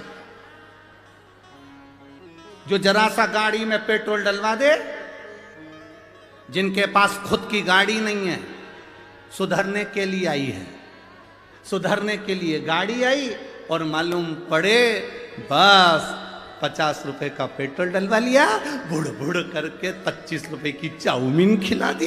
इसको इतना पसंद आ गया, गाड़ी सुधारने वाला।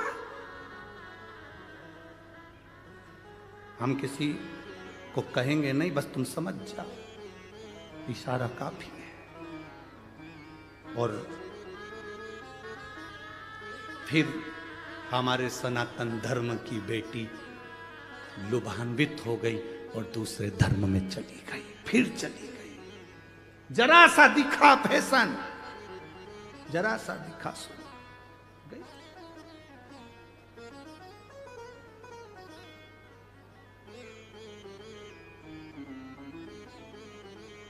फिर चली।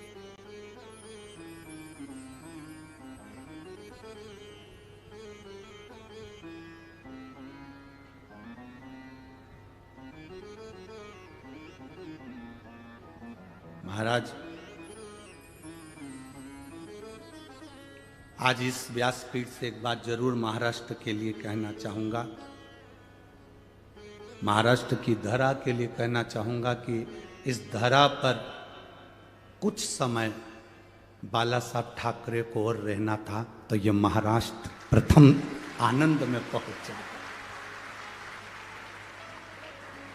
यहां आज अगर संत साधु सन्यासी तपस्वी साधक इस महाराष्ट्र की पवित्र भूमि पर सबसे ज्यादा संत हैं, इस महाराष्ट्र की भूमि पर सबसे ज्यादा संत जन्मे हैं, इस महाराष्ट्र की भूमि पर सबसे ज्यादा संत साधु सन्यासी तपस्वी साधक उपासकों ने तप किया है, इस महाराष्ट्र की भूमि पर सबसे ज्यादा संत साधु सन्यासियों ने भगवत भजन किया है, इस महाराष्ट्र की भूमि पर सबसे ज्यादा संत साधु सन्यासी तपस्वी साधक उपासकों ने अपनी उपासना करी है, इस महाराष्ट्र की भूमि पर सबसे ज्यादा संतों ने अपना कीर्तन, अपना भगवत भजन, अपना स्मरण इस महाराष्ट्र की धरा पर, इस पवित्र भूमि पर किया है। सबसे ज्यादा इस महाराष्ट्र की पवित्र भूमि पर संतों ने जो जो गुणगान किया, इस गुणगान को और बढ़ा देते हैं अगर वो अब होते तो और बढ़ा देते। संत साधु सन्यासी तपस्वी साधक का एक आनंद है, रस तत्व की प्राप्ति, जीवन का एक सुख, भगवत भजन का एक सुख हमारे जीवन का एक आनंद देगा। क्यों भटक रहे हैं? हम सुंदरता की ओर आकर्षित ना हो, हम किसी की बॉडी शॉडी को देखकर आकर्षित ना हो, भगवान से प्रार्थना करना, भगवान मेरा विवाह मेरी बेटियों से निवेदन है, तुम भगवान से प्रार्थना करना मेरा विवाह जहां हो मेरे माता पिता की मर्जी से हो और संस्कार घर में मेरा विवाह हो, संस्कार सनातन धर्म में मेरा विवाह हो। मैं जिस धर्म की हूं, मैं शंकर को जल चढ़ाती हूं, शिव को एक लोटा पानी चढ़ाती हूं, मेरा पति भी ऐसा मिलना चाहिए जो शंकर के मंदिर तक मुझे लेकर जाए, मुझे छोड़ कर आए, दर्शन करा कर लाए, गोमती गोदावरी का स्नान कराते लाए, मेरा पति भी मुझे ऐसा तो श्रेष्ठता है। धर्म की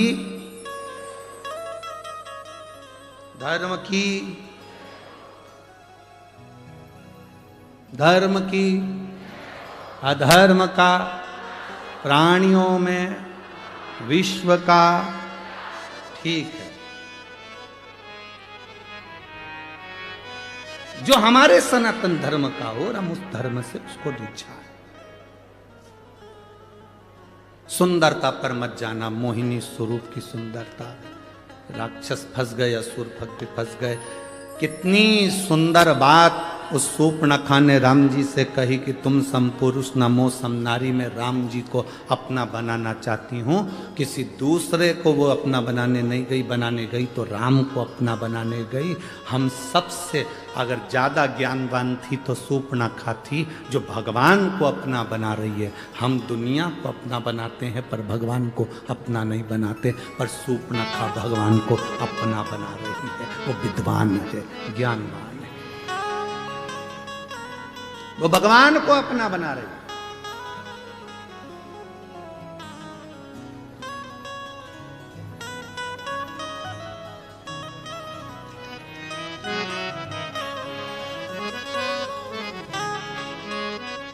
उसके बराबर कौन है?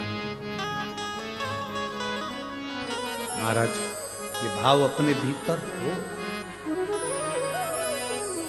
अपने भीतर। बहुत देर तक सूर्पणखा राम जी को तकती रही, बहुत देर तक। तो कहे ना, जरा देर ठहरो राम हो, जरा देर ठहरो राम, तमन्ना नहीं है अभी हमने जी भर के देखा नहीं है। सूपनखा राम जी को देख रही, राम जी सूपनखा की ओर निगाह कर कर देखे, राक्षसी है, एक असुरी है, राक्षस प्रवृत्ति है और मुझे अपना बनाना चाहती है। जब एक राक्षस परमात्मा को अपना बनाने की बात करता है, एक एक राक्षसों की डिमांड देखिए। तारकासुर मांग रहे हैं कि शंकर के पुत्र द्वारा मेरे प्राण छूटे। क्या चाहते हैं? शिव जी शादी करें, उनके बच्चे हों। ये तारकासुर जैसा सुर चाहता है। क्या मांगा? कंस ने देवकी का अष्टम पुत्र मृत्यु का कारण बना। देवकी का अष्टम पुत्र। क्या मांगा? रावण ने। भगवान स्वयं संसार में सांसारिक मनुष्य बनकर आए और प्राण छूटे। जितने राक्षस हुए, हिरण्यकशिपु ने क्या मांगा? ना नीचे मरू, ना ऊपर मरू, ना अंदर मरू, ना बाहर मरू, ना अस्त्र से, ना शस्त्र से, ना दिन में, ना रात में, ना नर से, ना पशु से, ना 12 महीने में मरूं। जगत के कल्याण के लिए 12 महीने से अधिक कर दिया, अधिक मास ला दिया। किसी रूप में ना मरूं तो नरसिंह भगवान प्रकट हुए। जरा विचार करिए कि हमारे हित के लिए राक्षसों ने उनकी मृत्यु भी मांगी तो अपने संसार के हित के लिए मांगी, संपूर्ण विश्व के कल्याण के लिए मांगी।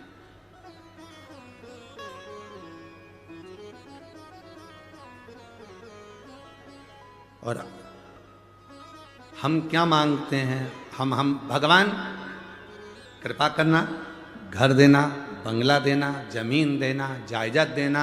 भगवान मेरी बेटी को पास कर देना, मेरे बेटे को ये कर देना, मेरी बहू को छोरा छोरी दे देना, ऐसा कर देना। हमने आज तक भगवान के मंदिर में जाकर ये नहीं कहा, भोले बाबा चलो। हमने आज तक बाबा के मंदिर में जाकर ये नहीं कहा, बाबा बहुत दिन से बैठे हो, त्र्यंबकेश्वर बाबा तुम यहाँ बहुत दिन से बैठे हो, कपालेश्वर बाबा बहुत दिन से बैठे हो, तुम्हारा मन नहीं करता घूमने जाने का? चलो अब की बार मैं लेकर चलता हूँ तुमको सीहोर, थोड़े दिन वहीं रहेंगे, आनंद करेंगे, फिर आ जाए। चलो हम जितनी जगह दर्शन करने के लिए जाते हैं बाबा के, हम उतनी जगह बाबा को निमंत्रण देकर आते हैं। बाबा बहुत दिन हो गए, त्र्यंबक बाबा कब आ रहे हो? जल्दी आ जाओ।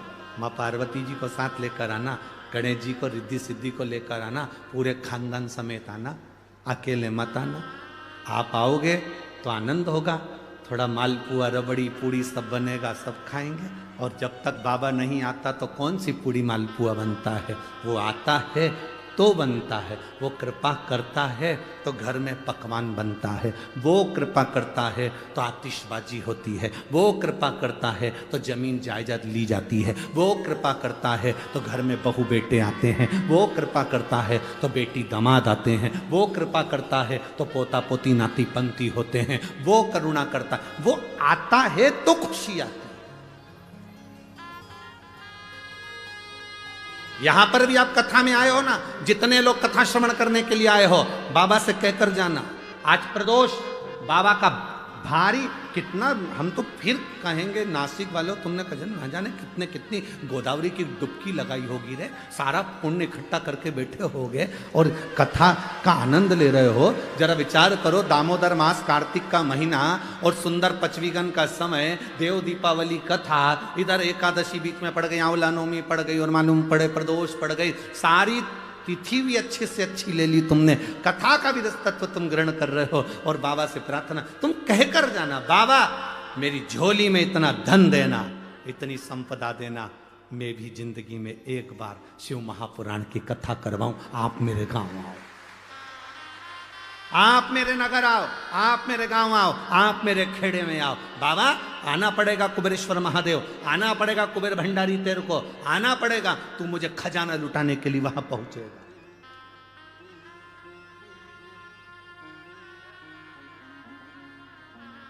तुझे आना पड़ेगा। जब हम जिद पकड़ेंगे तो क्यों ना हो,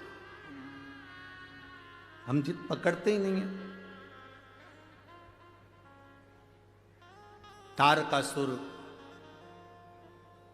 देखा, शिव जी के लिए वर मांग लिया कि मेरे प्राण, मेरे जब प्राण छूटे मेरे, अगर भगवान शंकर के पुत्र के द्वारा छूटे महिषासुर की बहन ने कौन सा वर मांगा था? आप लोगों ने कथा सुनी थी ना, महिषासुर की बहन महिषी ने वर मांगा था कि शंकर और विष्णु के संतान के द्वारा मेरे प्राण छूटे। कौन हो गए थे? जम के बोलो, अय्यप्पा स्वामी। अब किसने वर मांग लिया? तारकासुर ने। मेरे प्राण छूटे भगवान शंकर के पुत्र द्वारा। जब विष्णु और शिव के पुत्र द्वारा उसके प्राण छूटे तो अय्यप्पा स्वामी प्रकट हुए और महिषासुर की बहन महिषी के प्राण हरे। अब तारकासुर के लिए शंकर भगवान के पुत्र के द्वारा मरूं। तारकासुर ने उपद्रव मचा दिया, हाहाकार सब दूर मच गया। जब हाहाकार मचा तब करे तो करे क्या? देवता एकत्रित हुए, शिव जी तो समाधि में लीन थे। क्यों? क्योंकि सती मैया जलकर भस्म हो चुकी थी, तो बहुत ज्यादा मन ठीक नहीं था, साथ नहीं, साथ।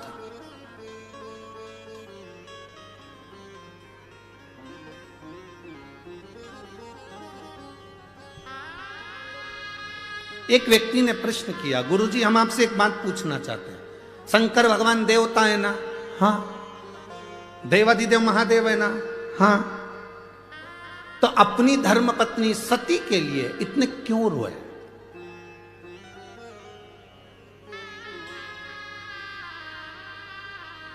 हमने कहा मृत्यु लोक में रहता है मेरा देवादिदेव महादेव। पत्नी का आदर करना, सम्मान करना सारे देवताओं में अगर किसी से सीखना है तो देवादिदेव महादेव से सीखो, जो पत्नी का आदर करना सिखाते हैं। पत्नी का आदर करना अगर कोई सिखाते हैं तो देवादिदेव महादेव सिखाते हैं। त्र्यंबकेश्वर दर्शन करने गए हो? कौन कौन गया? जरा हाथ उठाओ। गए हो? ठीक है, रखो। शंकर भगवान कहां पर हैं? जमीन पर। बोलो है कि नहीं? पार्वती जी कहां पर है? जम के बोलो जरा, ऊपर। जाओ, कपालेश्वर का दर्शन करने गए हो? शंकर भगवान कहां हैं? जमीन पर। पार्वती जी कहां है? ऊपर। कभी नारायण लक्ष्मी जी के दर्शन करे होंगे तो लक्ष्मी जी कहां रहती हैं? नारायण के चरण के पास। ब्रह्माणी कहां रहती है? ब्रह्मा जी के पास में। पर केवल देवादिदेव महादेव एक ऐसे हैं जो अपनी धर्म पत्नी को भी ऊंचे स्थान पर रखते हैं कि तू ऊंची है।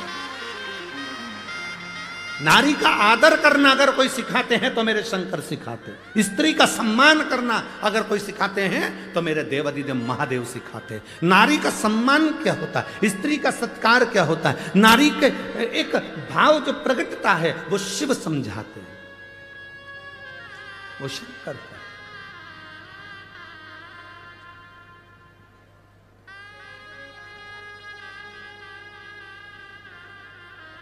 हम शिव जी से सीखें, हम देवादिदेव महादेव से सीखें कि नारी का आदर, नारी का सम्मान, नारी का सत्कार क्या होता है।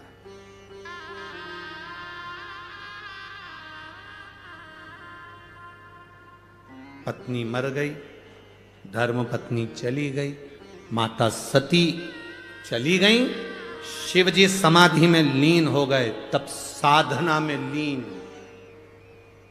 आज के जमाने में पत्नी मर जाए तो पति दिमाग लगाना चालू कर देता, दूसरी किससे करूं।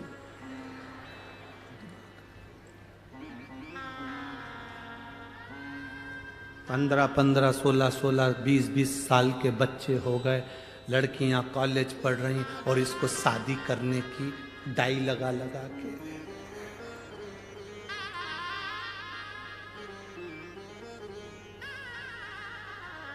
सब काला कर कुरा के और शादी की तैयारी कर रहा है। कितनी भी डेंटिंग पेंटिंग कर लो, उससे कोई फर्क पड़ रहा है। वो विचार कर रहा है कि मेरे को शादी करना। बेटी कॉलेज पढ़ रही है, बेटा कॉलेज पढ़ रहा है, उसको शादी। पत्नी चली गई, भगवान शंकर विवाह करने के लिए या तो नहीं, भगवान शंकर तप साधना में डूब गए। यह हमारा शास्त्र कहता है। धर्म पत्नी के लिए शिव कितना आदर रखते होंगे सती के लिए कि नेत्र बंद करके बैठ गए। हजारों वर्ष निकल गए, शिव की समाधि नहीं टूटी। हजारों वर्ष उठना ही नहीं चाहते, क्या करेंगे?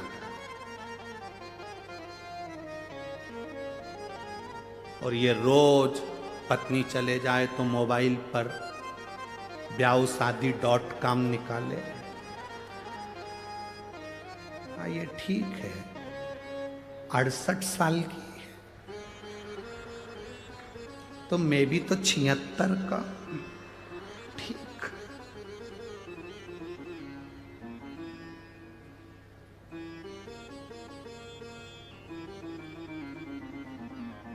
फिर तो वही वाला गीत हो, सब लाए फूल बुढ़ा गोदी लेके आज मैं का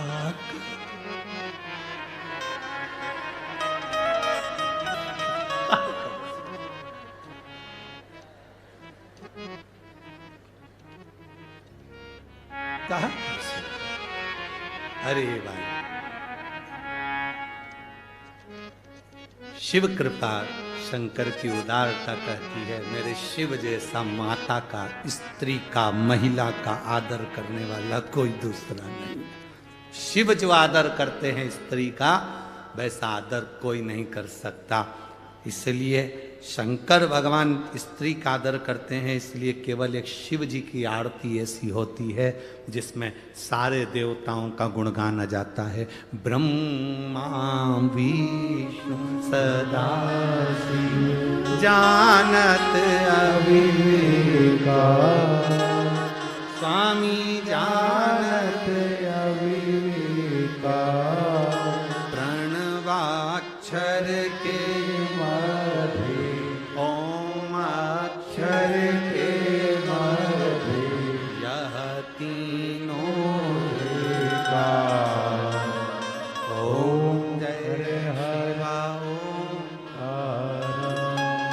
तत्व है।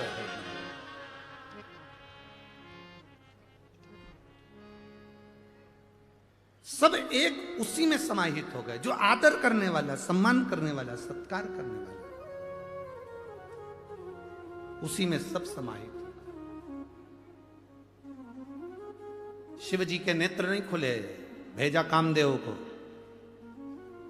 भगवान शंकर का नेत्र खुल गया, कामदेव को समाधि तोड़ी। कामदेव को देखकर नेत्र क्यों खोले? शंकर भगवान सती के पति हैं, कामदेव रति का पति है। शंकर भगवान का साड़ू भाई है, शंकर जी की पत्नी की बहन का पति। रिश्तेदार आए तो उठकर मिलना चाहिए। कमरे में पड़े हो और तुम्हारे रिश्तेदार तुम्हारे घर के हॉल में बैठे हैं, तुम टीवी देख रहे हो, मोबाइल देख रहे हो, और रिश्तेदार आकर घर में बैठे हैं, तुम उनका आदर नहीं कर रहे। एक दिन तुम्हारी जिंदगी में ऐसा आएगा कि तुम्हारा भी कोई आदर नहीं करेगा। इसलिए रिश्तेदार आए, अपने कमरे से बाहर निकल कर आओ, आदर करो। सास के रिश्तेदार आए तो 4 बहुएं हैं तो चारों बहुओं को आना चाहिए। ससुर के रिश्तेदार आए, चारों बहुओं को निकल कर आना चाहिए। बड़ी बहू के रिश्तेदार आए तो तीनों बहुओं को निकल कर आना चाहिए। छोटी बहू के रिश्तेदार आए तो बड़ी बहुओं को निकल कर बाहर आना चाहिए। घर में किसी के भी रिश्तेदार आए, घर का प्रत्येक व्यक्ति उनको श्री शिवाय नमस्तुभ्यम कहने के लिए बाहर आना चाहिए। रिश्तेदार किसी के भी, आदर सबका होना चाहिए। पर आज का जमाना बड़ा विचित्र है। छोटी बहू के रिश्तेदार आए तो बेचारी छोटी सबसे ज्यादा काम करे, बड़ी बहू के आए तो बड़ी बहू काम करेगी, मंजली आई तो मंजली काम करेगी। जिस बहू के रिश्तेदार आएंगे पूरन पोली वही बनाएगी। फिर बाकी की बहुएं क्या करेंगी? आमठी बनाएंगी और मिर्ची का ठेसा। पूरन पोली में टाइम लगता है, आमठी और ठेसा में, अरे बोलो तो जीजिया टाइम लगता है। आई बनाए गए ना।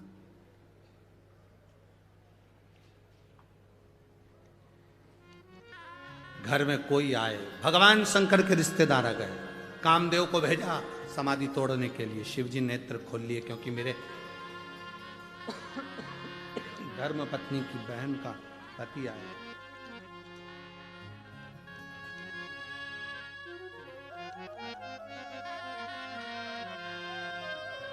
मेरी धर्म पत्नी की बहन का पति आया।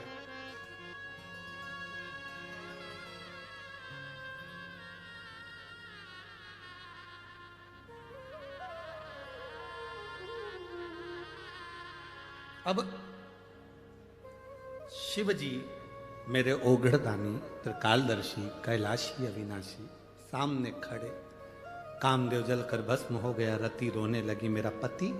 शिव जी कहते हैं चिंता मत करो, तुम्हारा पति अनंग वैश्यधारी मिलेगा। भगवान के पौत्र के रूप में तुम्हारा पति प्राप्त हो। क्यों चिंता करो, पुत्र के रूप। इन्होंने तो नेत्र खोले, पर दुनिया के लोगों को थोड़ा सा शंकर भगवान के प्रति भाव उत्पन्न हो गया। नारद जी ने जाकर भगवान विष्णु से कह दिया कि मैंने कामदेव पर विजय प्राप्त कर ली, पर शंकर भगवान कामदेव पर विजय प्राप्त नहीं करे। मैंने विजय प्राप्त करी, पर शंकर भगवान कामदेव पर विजय प्राप्त नहीं करे। भगवान विष्णु के नयन में जल भर गया, क्योंकि शंकर जी की निंदा करने वाला और सुनने वाला महापापी होता है। किसी सतगुरु की अगर कोई निंदा करे, कोई संत की कोई निंदा करे, कोई भगवत प्रेमी शंकर का कोई भक्त हो और उसकी कोई निंदा करे, तो उस समय पर अपने कानों को बंद कर लो और उठ के चल दो। अगर कोई बोल रहा है तो जवाब जरूर दो, उसको उत्तर जरूर दो कि तेरा क्या बिगाड़ा जो तू निंदा करने में लगा है, निंदा करने में लगी है। कभी तुझसे मिला, कभी तुझसे मिली, क्यों निंदा करते? किसी शिव भक्त की निंदा करना, सुनना महापाप की गिनती में। भगवान विष्णु ने शंकर जी की निंदा सुनी थी, इसलिए उनको घोड़े का मुंह लगा था, हयग्रीव अवतार हुआ था। नारद जी ने शंकर जी की निंदा करी थी, इसलिए बंदर का मुंह लगा था। शिव की निंदा करने वाला, शंकर की निंदा सुनने वाला, शिव भक्त की निंदा करने वाला, सुनने वाला महापापी की गिनती में ना करिए। भला किसी का कर ना सको तो जम के बोलो जरा, बुरा किसी का मत करना। आप अच्छा नहीं कर सकते, कोई बात मत करो, पर बुरा तो ना करिए। अरे तुम क्या जानते हो, हम तो उनको अच्छे से पहचानते हैं, बहुत बेकार व्यक्ति। अच्छा, तेरे साथ क्या बेकार करा वो बताओ। बहुत बेकार व्यक्ति। उनके पास तो इतनी गाड़ी आ गई, इतना बंगला आ गया, इतनी दौलत आ गई, इतना धन आ गया, इतनी सत्ता आ गई। गाड़ी, घोड़ा, दौलत, सत्ता दिख रही है, पर उस व्यक्ति ने जो जमीन पे से धक्के खा खा कर जो आगे बढ़ा, उसकी मेहनत किसी को नजर नहीं आती कि वो कहां तक पहुंचा। उसकी मेहनत दिखना चाहिए। कहां चक्कर में पड़े, क्यों? बहुत मिलेंगे तुमको शिव की निंदा करने वाले भी। हमें निंदा से मतलब नहीं, हमें शिव की भक्ति से मतलब रखना है, हमें शंकर के गुणगान से मतलब रखना, हमें शंकर के भजन से मतलब रखना है, इसके सिवा कुछ नहीं। मेरी जीजियों, मेरे जीजाओं, मेरी बेटियों, मेरे बेटाओं, शिव महापुराण की कथा में आप लाखों की संख्या में आए हो। आज कथा का चौथा दिन है। कल कथा सुबह 8 बजे से 11 बजे तक हो जाएगी। टीवी पर 2 बजे से 5 बजे तक आएगी। फिर ददरौआ धाम भिंड में दोपहर में 1 बजे से 4 बजे तक 28 तारीख से चालू हो जाएगी, जो 2 तारीख तक चलेगी। फिर 5 तारीख से जलगांव में प्रारंभ हो जाएगी कथा।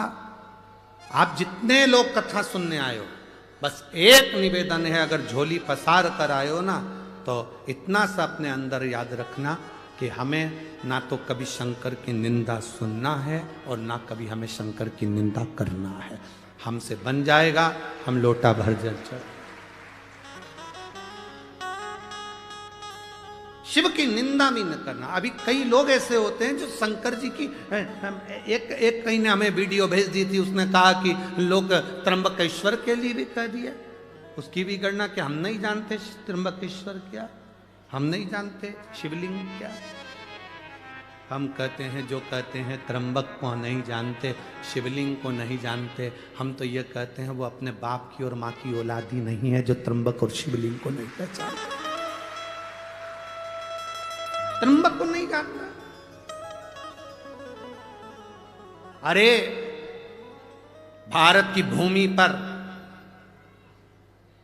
ये 12 ज्योतिर्लिंग जगत गुरु शंकराचार्य जी द्वारा निर्मित 4 पीठ, जहां पर जगत गुरु शंकराचार्य जी के प्रतिबिंब स्वरूप आज भी जगत गुरु शंकराचार्य विराजमान है। ये 4 पीठ साधारण है, इसको पहचानो। शिव निंदा से दूर रहिए, शंकर की निंदा से दूर। कहा तारकासुर का अंत हो,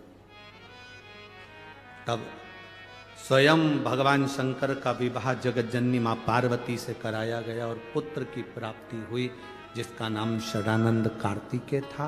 कार्तिकेय जी ने तारकासुर का तो संहार कर दिया, उसके हृदय में बाण न लगे, क्योंकि शिव उसके हृदय में है। पापी से पापी जीव, बेकार से बेकार व्यक्ति भी अगर शंकर की भक्ति करता है, शिव की भक्ति करता है, खाली नहीं जाता। आज इस व्यासपीठ से एक बात कहना चाहेंगे, कोई देर से बनता है, कोई जल्दी से बनता है, महादेव को जल चढ़ाने वाला एक दिन सेठ जरूर बनता है। बोल बम का नारा है, शंकर को जल चढ़ाने वाला, शिवलिंग पर जल चढ़ाने वाला एक ना एक दिन सेठ बनेगा, पक्का है, निश्चित है।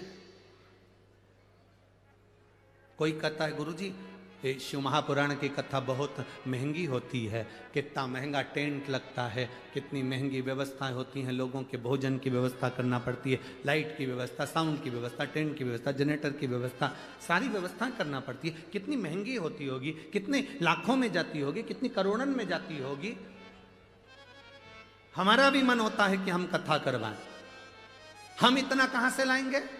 हम उनसे कहते हैं कर्जा लेकर कभी कथा मत करना, इधर उधर से लेकर कभी कथा मत करना।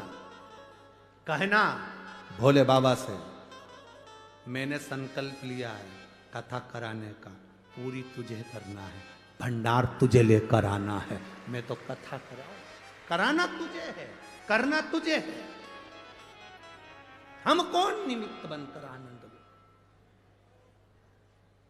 अरे मैंने तेरे ही भरोसे बाबा, तेरे ही भरोसे हवा बिच उड़ती जवानी, बाबा डोर हटो छठीला में कटी जवानी। आप ठेला चलाते हो, पान की दुकान चलाते हो, किराने का काम करते हो, कपड़े का काम करते हो, छोटा सा काम करते हो, नहीं है पैसे, हम आपसे नहीं कहते कि तुम कथा कराओ, पर इतना जरूर कहते हैं कि कथा के पंडाल में जब प्रणाम कर कर जाना तो झोली पसार कर उससे कहकर जाना, मन है एक बार कथा कराने का, कराएगा तू। अब मैं तो साधारण हूं, पहले भंडार भरेगा और कथा भी तू कराएगा। थोड़ा देर से बनता है, कोई जल्दी बनता है, कोई